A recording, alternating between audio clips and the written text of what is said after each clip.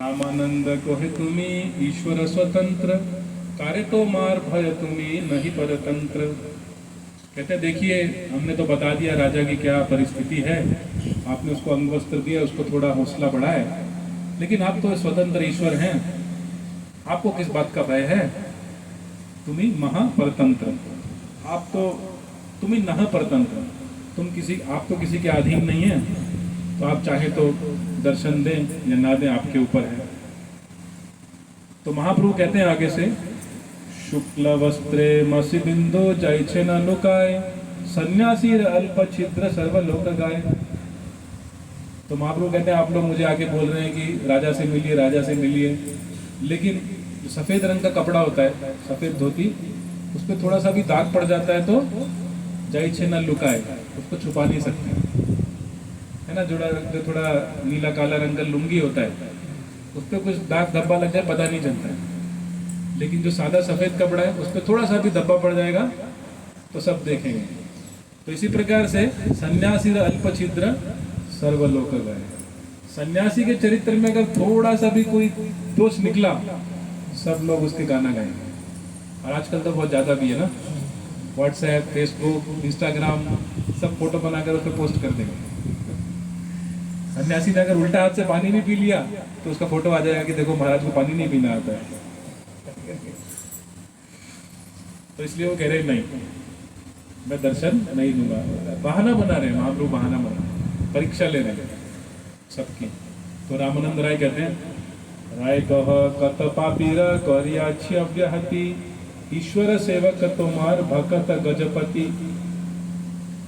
तो रामानंद राय कहते हैं कि हे प्रभु, कत पापीर करियाछि अव्याहति, आपने तो इतने सारे पापियों का उद्धार किया है। जैसे जगाई मदाई, महाप्रभु ने जगाई मदाई का उद्धार किया था। और ये जो राजा है, ये तो भगवान का सेवक है, ईश्वर सेवक है। ईश्वर सेवक तुम्हार भक्त गजपति, आपका भक्त है वो गजपति। उड़ीसा के राजा को गजपति बोलते हैं ना। तो कहते हैं उसको तो आप दर्शन दीजिए। फिर कहते हैं, प्रभु कहे पूर्ण जाइछे दुग्धे कलश, सुरा बिंदु पाते के हर ना करे परश। तो महाप्रभु भी जिद्दी है, वो भी दर्शन नहीं दे रहे। कहते हैं जैसे कि एक बर्तन में दूध भरा हो, दुग्धे कलश, और उसमें अगर एक बूंद शराब का गिर जाए, मदिरा का, सुरा बिंदु पाते के हर ना करे परश, तो वो दूध क्या होता है? खराब हो जाता है। फिर दूध वो पी नहीं सकते, खराब हो जाता है, विष बन जाता है। यद्यपि प्रताप रुद्र सर्व गुणवान, कहारा मलिन कैला एक राजा नाम। कहते हैं तुम बिल्कुल सही कह रहे हो, जो वो राजा प्रताप रुद्र है सर्व गुणवान, उसमें सब अच्छे अच्छे गुण हैं, लेकिन उसका एक ही दोष है। क्या है? राजा नाम। उसके नाम के आगे राजा लगाए बस।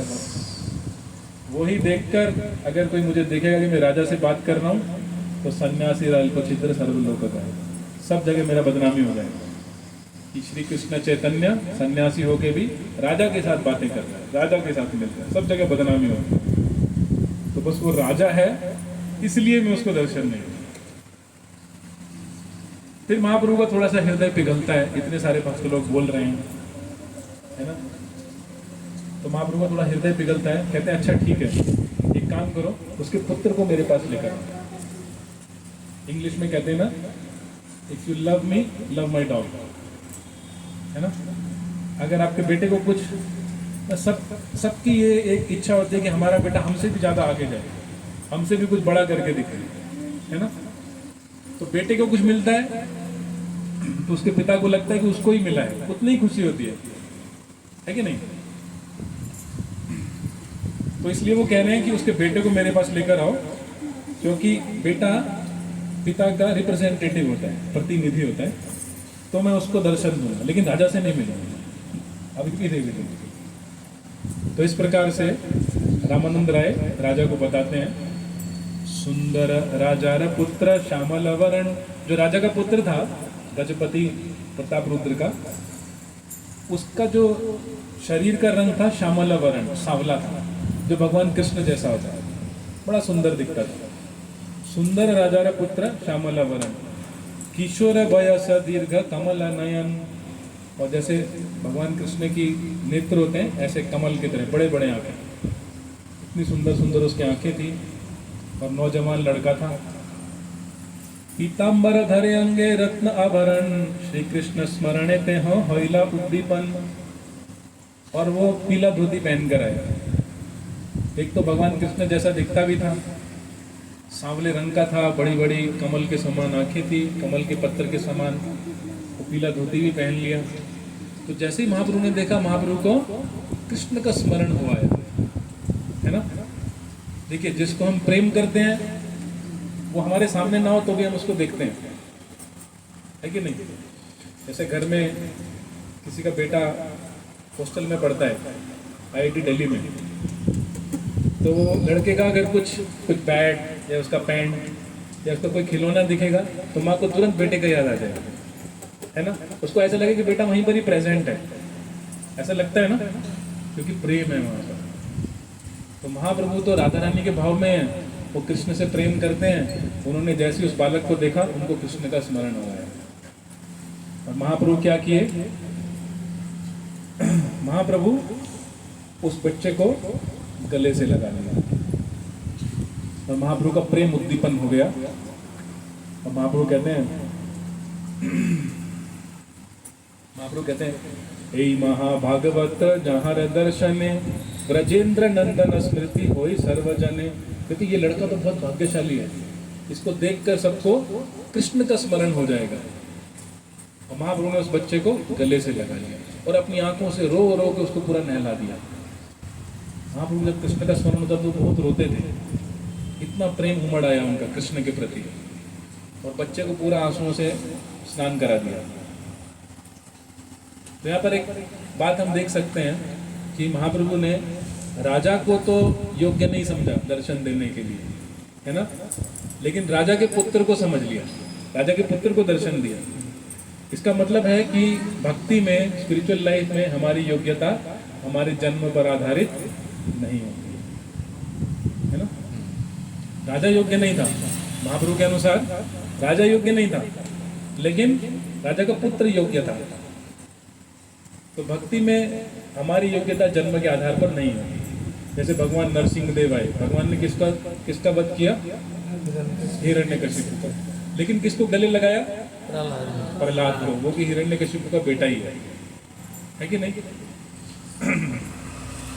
तो इस प्रकार से भगवान हमारा कुल जाति ये सब नहीं देखते, भगवान देखते कि हम उनसे कितना प्रेम करते हैं, बस वही देखा जाता है, वही योग्यता है भक्ति में। और भले ही वो राजा को एक भौतिकवादी, एक मटीरियलिस्टिक समझते थे, लेकिन फिर भी उन्होंने राजा के पुत्र को गले से लगा दिया।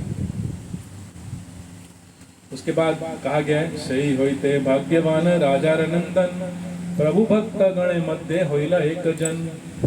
अब वो राजा का जो बेटा था राजकुमार इतना भाग्यशाली हो गया कि सब भक्तों ने भी उसको गले लगाया।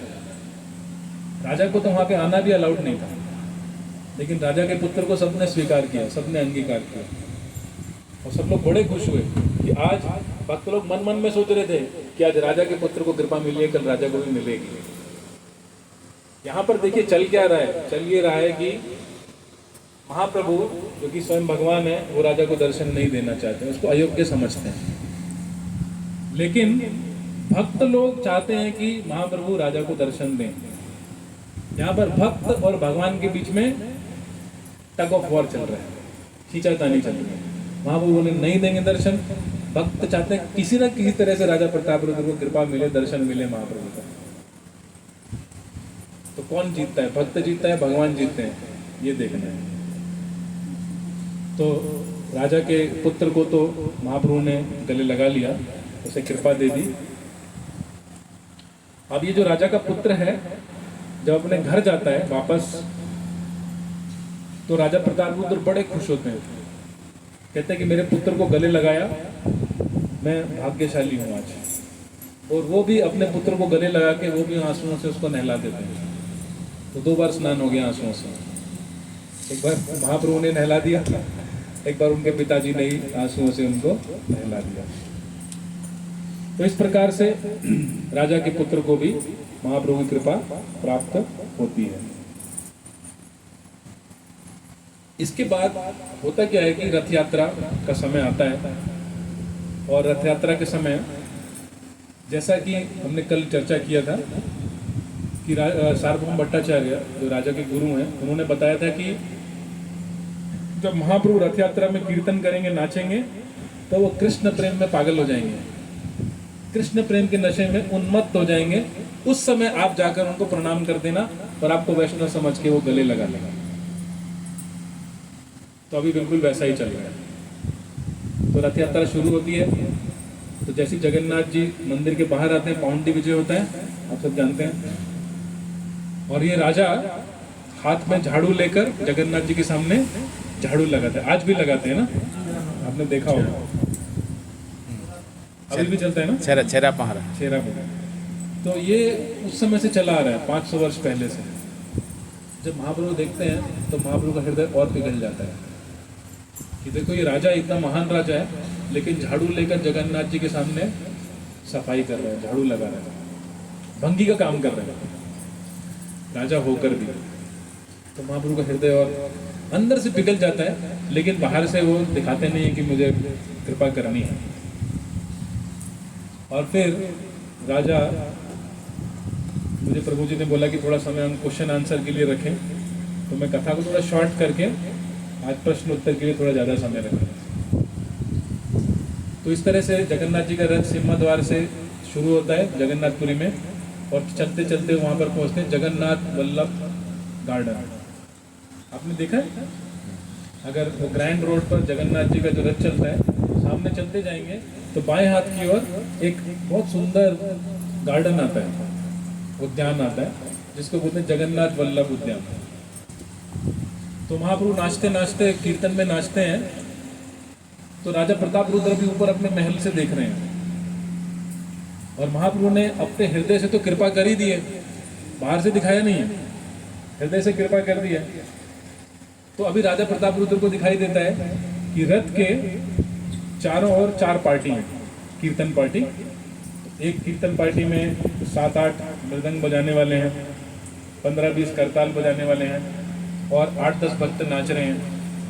ऐसे ही दूसरा कीर्तन पार्टी है, तीसरा कीर्तन पार्टी। तो रथ के चारों ओर 7 पार्टी था, ऐसा 7 जगह पे कीर्तन हो रहा था, हरे कृष्ण का कीर्तन। और महाप्रभु एक एक कीर्तन पार्टी में नाच रहे हैं। सब कीर्तन पार्टी में महाप्रभु हैं, यहाँ भी हैं, इसमें भी हैं, उसमें भी हैं, उसमें भी हैं, उसमें भी हैं, उसमें भी हैं, उसमें भी हैं। और सबको लग रहा है कि महाप्रभु सिर्फ हमारे साथ ही हैं, लेकिन क्योंकि राजा तो ऊपर से देख रहा है। आपने देखा है वहाँ पे अभी भी राजा का महल है, ग्रैंड रोड पर। तो अपने महल से देख रहा है कि जगन्नाथ जी का रथ जा रहा है, तो उसको 7वें स्थान पर महाप्रभु दिखाई दे रहे हैं। 7 महाप्रभु, सबको नहीं दिखाई दे रहे, सबको लग रहा है एक ही महाप्रभु है, हमारे साथ ही नाच रहे हैं, लेकिन वो राजा को दिखाई दे रहा है महाप्रभु की कृपा से। तो भगवान की कृपा से ही भगवान को देख सकते हैं। कुछ लोग बोलते हैं कहाँ है भगवान, हमें दिखाई नहीं दे रहे। अरे भगवान आपके कहने से थोड़ी दिखेंगे। अब रात को 12 बजे उठ के कोई कहे कहाँ है सूर्य, सूरज दिखाओ हमें, सूरज है तो निकल के आए। टॉर्च लेके कोई बाहर निकल जाए, कहाँ है सूर्य देखने के लिए। अब कितना भी पावरफुल टॉर्च लें, आपको सन दिखाई नहीं देगा। वो अपने समय पर निकलेगा तब दिखाई देगा, है कि नहीं। कोई कहेगा भारत का प्रधानमंत्री कोई है ही नहीं, है तो मेरे सामने आए। अगर नरेंद्र मोदी कोई भारत का प्रधानमंत्री तो मेरे सामने आए। अरे नरेंद्र मोदी को तुम्हारे सामने क्या पड़ा है उसको आने का, तुम्हें मिलना है तो तुम जाओ, तब देख सकते हैं, है ना।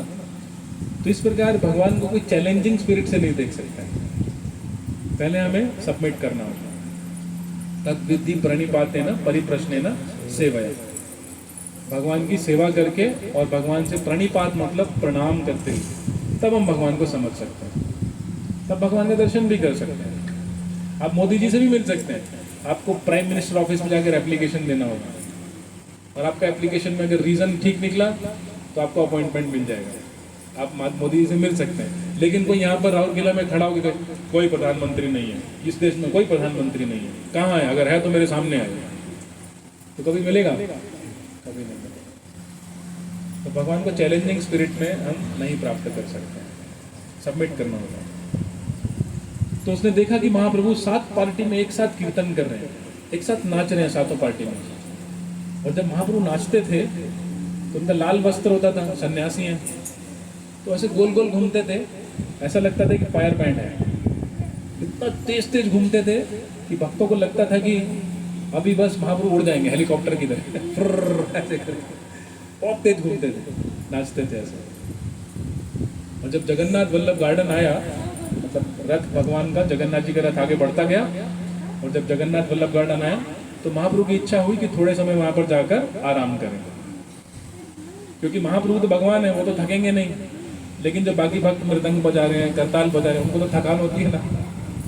तो महाप्रभु थोड़ा आराम करने के लिए जगन्नाथ वल्लभ गार्डन में जाकर लेट जाते हैं। अब जो राजा प्रताप रुद्र है उनको सब भक्तगण बुलाते हैं, कहते हैं देखो यही अवसर है, अभी महाप्रभु कृष्ण प्रेम उन्मत्त हैं, पागल हैं कृष्ण प्रेम में, अभी आप उनको जाकर सेवा करेंगे तो वो आपको गले लगा लेंगे, कृपा कर देंगे। तो राजा प्रताप रुद्र अपना राजवेश छोड़ देते हैं, इतना जो उन्होंने सोना चांदी हीरे सब पहना था, अपना सोने का मुकुट सब साइड में रख देते हैं, सर्वोपाधि विनिर्मुक्तम। देखिए भगवान के पास जाना है तो सब उपाधियों को, सब डेजिग्नेशंस को बाहर छोड़ के आना होगा, क्योंकि अगर हम अपने डेजिग्नेशन में रहेंगे तो कभी भगवान को प्राप्त नहीं कर पाएंगे। अगर कोई सोचता है कि मैं राजा हूँ, मुझे भगवान के दर्शन होने ही चाहिए, नहीं होंगे, कृपा नहीं मिलेगी। तो राजा अपना सारा राजसी ठाट बाट, सारा डेजिग्नेशन बाहर छोड़कर एक सादा सा सफेद रंग का वस्त्र, सफेद रंग का धोती और सफेद रंग का उत्तरी पहनकर जाते हैं। सबसे पहले वो सभी भक्तों के चरणों से धूली लेते हैं, थोड़ा थोड़ा अपने माथे पर लगाते हैं, सबसे आशीर्वाद लेते हैं, क्योंकि बहुत बड़ा रिस्क लेने जा रहे हैं। पहले एक बार महाप्रभु को उन्होंने उठाया था तो महाप्रभु ने क्या कहा था, छी मुझे विषय ने स्पर्श कर लिया, महाप्रभु ने तिरस्कार कर दिया था। अब फिर से जा रहे हैं दोबारा महाप्रभु के पास, तो पहले सब भक्तों का चरण धूली लेते हैं, आशीर्वाद लेते हैं। सार्वभौम भट्टाचार्य अपने गुरु का भी आशीर्वाद लेते हैं, कहते हैं आप मुझे आशीर्वाद दीजिए कि मैं जा रहा हूँ। और महाप्रभु वहाँ पर लेटे हुए हैं और जाकर ये महाप्रभु के चरण दबाने लगते हैं। एक बार नाट खा चुके हैं महाप्रभु से, एक बार नाट खा चुके हैं, लेकिन फिर से दुस्साहस करते हैं, साहस करते हैं भक्तों का आशीर्वाद प्राप्त करके महाप्रभु का चरण दबाते हैं।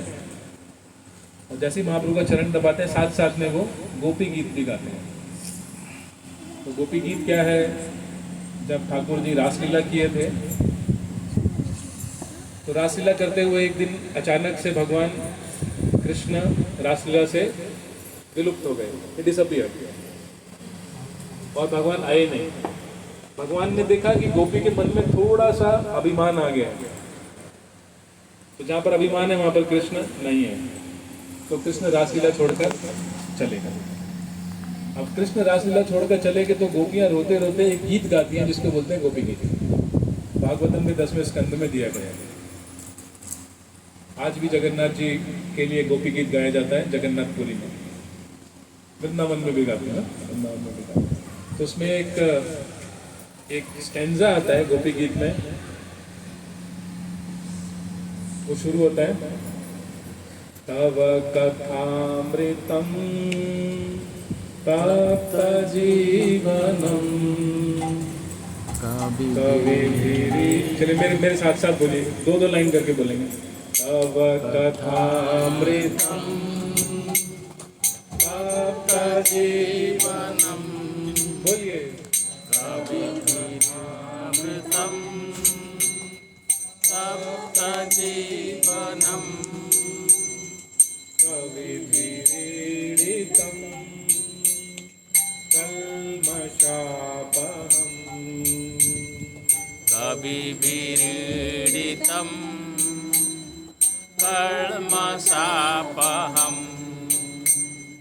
श्रवणमङ्गलम् श्रीमदाततम्, श्रवणमङ्गलम् श्रीमदाततम्, भुवि गृह्णन्ति ये भूरिदा जना, भुवि गृह्णन्ति ये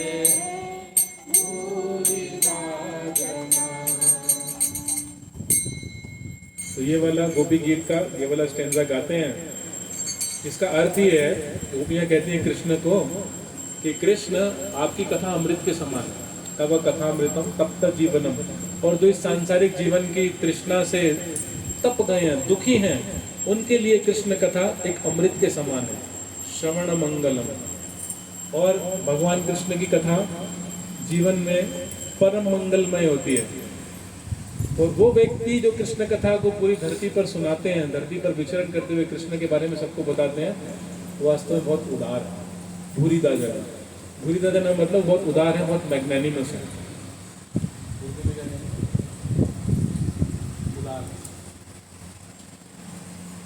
ब्रॉड माइंडेड है, बहुत ब्रॉड माइंडेड है। तो जब महाप्रभु ये वाला गोपी गीत सुनते हैं तो महाप्रभु तुरंत अपनी नींद से नहीं, अपनी बाहरी चेतना में आ जाते हैं। और वो कहते हैं, कौन हो तुम जो मुझे इतना सुंदर गोपी गीत सुना रहे हो? तो राजा प्रताप रुद्र हाथ जोड़कर खड़े होते हैं, कहते हैं, मैं आपके सेवकों का सेवक हूँ, और मेरी एक ही अभिलाषा है कि मैं आपके सेवकों का सेवक बनना चाहता हूँ, बस यही मेरा परिचय है। वो ये नहीं कहते कि मैं गजपति हूँ, देखो जब से मैं शासन कर रहा हूँ एक भी मुसलमान आकर उड़ीसा पे शासन नहीं कर पाया, इतना शक्तिशाली राजा हूँ मैं, और मेरा राज्य वहाँ मद्रास तक फैला हुआ है, मेरे पास इतने हाथी हैं, मेरे पास इतने घोड़े हैं, इतने सारे विद्वान हैं, मेरे इतने महल हैं, इतनी रानियाँ, इतने बच्चे, वो कुछ नहीं बोलते। वो कहते हैं, मैं कौन हूँ? आपके दासों के दासों का दास हूँ, और मेरी इच्छा है कि आपके दासों के दासों का दास बनूँ। ये अपना परिचय देते हैं। और महाप्रभु कहते हैं, नहीं, तुम भूरिदा जना हो, तुम बहुत ब्रॉड माइंडेड हो, तुम बहुत कृपालु हो, तुम मेरे ऊपर कृपा कर रहे हो मुझे कृष्ण के बारे में बताकर। वो महाप्रभु के राजा प्रताप रुद्र को गले लगा देते हैं, हरि बोल, हरि बोल। और महाप्रभु अपनी आंसुओं से राजा प्रताप रुद्र को पूरा नहला देते हैं। और इस प्रकार से राजा प्रताप रुद्र को महाप्रभु की पूर्ण कृपा प्राप्त होती है। दर्शन भी मिल जाते हैं, गले भी लग जाते हैं, और पूरी कृपा भी प्राप्त हो जाती है इस प्रकार से। तो फिर राजा बाहर आकर सब भक्तों को फिर से प्रणाम करते हैं। ऐसा नहीं, यहाँ अभी तो मुझे भगवान मिल गए, भक्तों को क्या लेना देना, हो गया, प्रयोजन तो पूरा हो गया, अब बाकी लोग भाड़ में जाते हैं, ऐसा नहीं। फिर वो बाहर आते हैं, सब भक्तों को प्रणाम करके कहते हैं, बहुत बहुत धन्यवाद, आपकी कृपा के कारण अब मुझे महाप्रभु की पूर्ण कृपा प्राप्त हुई है। आप लोग कृपा नहीं करते तो महाप्रभु की कृपा नहीं मिलती। तो इस पूरी कथा का ये सार है कि भगवान की कृपा भक्तों की कृपा के माध्यम से ही प्राप्त होती है। जब तक भक्त कृपा नहीं करेंगे, भगवान भी नहीं करेंगे, है ना। इसलिए उद्धव गीता में भगवान कृष्ण कहते हैं कि मत भक्ता पूजा भी अधिकम, कि मेरे भक्त की पूजा मेरी पूजा से भी बढ़कर है। तो भक्तों के माध्यम से हमें कृष्ण प्राप्त होते हैं। एक भागवतम में कथा आती है, इस कथा के साथ हम फिर अंत करेंगे, फिर कुछ प्रश्न उत्तर लेंगे। एक बहुत ही महान राजा हुए थे, वो भी राजा हैं, राजा अम्बरीश। तो वो एकादशी का व्रत पालन कर रहे थे, उन्होंने एकादशी का उपवास रखा था, और अपनी भक्ति के कारण, अपने सेवा भाव के कारण वो बहुत विख्यात थे, सब लोग उनको जानते थे। Was very popular for his good character in भक्ति। लेकिन वहीं पर ही एक सन्यासी रहते थे जिनका नाम था दुर्वासा मुनि, सब लोग जानते हैं दुर्वासा जी को। तो दुर्वासा जी ने सोचा कि देखो ये राजा है, विषयी है, और मैं सन्यासी हूँ, लेकिन मुझसे ज़्यादा प्रसिद्धि, मुझसे ज़्यादा महिमा मंडन इस राजा का होता है। ईर्ष्या करने लगे। किससे? राजा अम्बरीश से, अम्बरीश महाराज से। तो वो जानबूझकर द्वादशी को उनके घर गए और बोले कि देखो मैं अभी स्नान करके आ रहा हूँ, फिर आपके यहाँ प्रसाद दूंगा। अब द्वादशी का समय होता है तो एकादशी का व्रत का पारण करना होता है, आप जानते हैं ना। एकादशी का व्रत जो करते हैं तो पारण करना होता है, पारण करने का समय होता है, उतना समय में ही करना होता है। तो वो समय निकला जा रहा था और दुर्वासा मुनि जानबूझकर वापस नहीं आ रहे थे, परीक्षा ले रहे थे ईर्ष्या से। तो अम्बरीश महाराज ने सोचा कि देखो अगर मैं पारण नहीं करूँगा तो एकादशी व्यर्थ हो जाएगा, और अगर कर लेता हूँ तो उसमें एक बाधा यह है कि हमारे घर पे जो अतिथि आए हैं दुर्वासा जी, उनको खिलाने से पहले मैं कैसे खा सकता हूँ? अतिथि देवो भव, भाई घर में जो गेस्ट आता है पहले उनको खिलाना चाहिए, बाद में हमें खाना चाहिए। तो धर्म संकट में पड़ गए, तो उन्होंने भक्तों से पूछा कि क्या करना चाहिए। उन्होंने कहा, भक्तों ने कहा कि आप एक काम करिए, थोड़ा सा चरणामृत पी लीजिए। तो चरणामृत लेने का मतलब है आपने कुछ नहीं खाया और एकादशी भी पारण भी हो गया, दोनों हो गए। तो वो क्या करते हैं, एक बूंद चरणामृत ऐसे पी लेते हैं बस। और दुर्वासा जी के पास दिव्य दृष्टि थी, वो तो इसी का वेट कर रहे थे, उनकी जीभ पर ही श्राप रहता है, वो तुरंत वहाँ पहुँच गए पुलिस इंस्पेक्टर की तरह। पुलिस पे जैसे वो होता है ना, ट्रैफिक पुलिस होता है, अगर आप लाइट रेड है आगे निकल गए तो सीटी पर ऐसे करके रोक लेता है, फिर आपको रुकना होता है, फाइन देना होता है। तो वैसा ही था वो। तो वो तुरंत वहाँ पहुँच गए, बोले कि अरे आप लोगों को कोई मैनर्स नहीं है, अतिथि सत्कार ऐसे ही करते हैं आप लोग, आपके घर पे कोई आया आप उनको खिलाने से पहले ही खा लिए। इतनी छोटी सी बात का बतंगड़ बनाकर दुर्वासा मुनि अपना एक बाल निकालते हैं और ऐसे धरती पे देकर मारते हैं और कुछ मंत्र पढ़ते हैं, और जैसे ही वो मारते हैं एक बहुत बड़ा असुर जिसके काले बाल थे और उसका शरीर तांबे जैसा था, कॉपरी कलर, वहाँ पर इकट्ठा खड़ा हो जाता है और महाराज अम्बरीश को खाने के लिए उनके पास भागता है। अब महाराज अम्बरीश हाथ जोड़कर भगवान से प्रार्थना करते हैं। उनको पूरा विश्वास था, राखे कृष्णा मारे के, मारे कृष्णा राखे के। जब भगवान रामचंद्र रावण को मार रहे थे तो पार्वती जी शंकर से कहती हैं कि अरे आपका भक्त है रावण, उसकी रक्षा करिए। तो शंकर जी कहते हैं मारे कृष्णा राखे के। जब कृष्ण किसी को मारना चाहते हैं कोई नहीं बचा सकता, और राखे कृष्णा मारे के, कृष्ण किसी को बचाना चाहते हैं तो कोई मर नहीं सकता, तो मैं कुछ नहीं कर सकता। शंकर जी भी हाथ खड़ा कर देते हैं। तो ऐसे अम्बरीश महाराज भी हाथ जोड़ के खड़े होते हैं, पूर्ण विश्वास है कि भगवान रक्षा करेंगे। तो भगवान विष्णु का सुदर्शन चक्र आता है और वो जो राक्षस था जो अम्बरीश महाराज को खाने के लिए आया था उसको काट देता है। और अब सुदर्शन को पता था, सुदर्शन चक्र जो जगन्नाथ जी का सुदर्शन चक्र है, उसको पता था कि राक्षस किसने भेजा है। किसने भेजा था? दुर्वासा।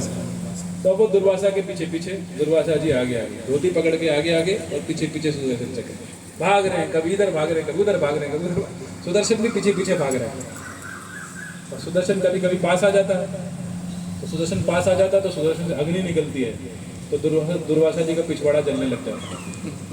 फिर वो थोड़ा तेज आगे भागते हैं, फिर सुदर्शन पीछे पीछे आ जाता है। तो उनको लगा कि धरती पे मुझे कोई नहीं बचा सकता है, सुदर्शन चक्र मेरे पीछे पड़ा है। तो वो भागते भागते जाते हैं शंकर जी के पास।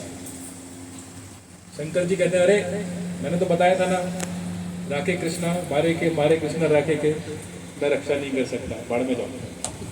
शंकर जी हाथ खड़ा कर देते। तो ब्रह्मा जी के पास जाते हैं, ब्रह्मा जी भी कहते हैं हवे ना, यहाँ नहीं होगा, आगे बढ़ो।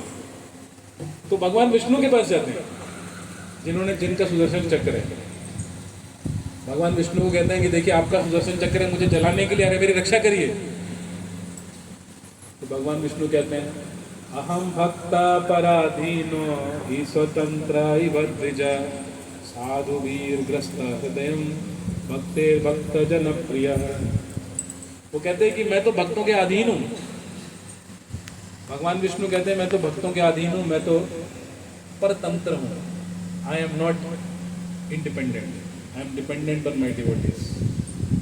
और मेरे भक्त तो क्या, मेरे भक्तों के भक्त भी मुझे बहुत प्रिय हैं, मैं भी तुम्हारा कुछ नहीं कर सकता।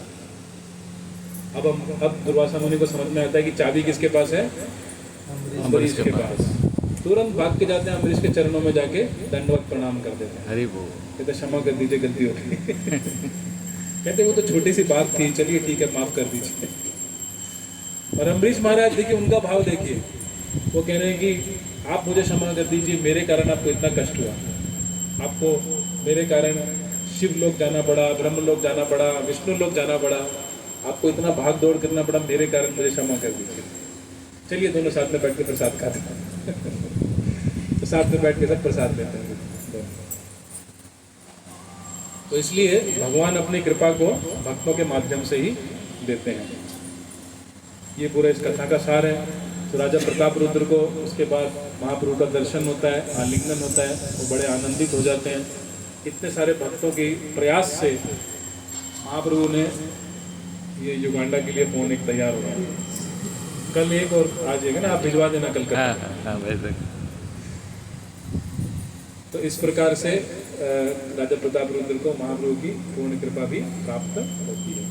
जब तक राजा प्रताप रुद्र जीवित थे तब तक उन्होंने बहुत अच्छे से शासन किया, जगन्नाथ जी की बहुत सेवा करी। उसके बाद उनके पुत्र ने आके भी शासन किया।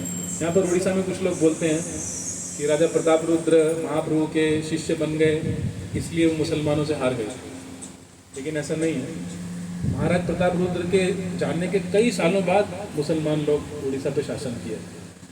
जब तक वो थे तब तक मुसलमान लोग नहीं आ पाए। He was a very responsible king. हरे कृष्णा। श्री गौरांग महाप्रभु की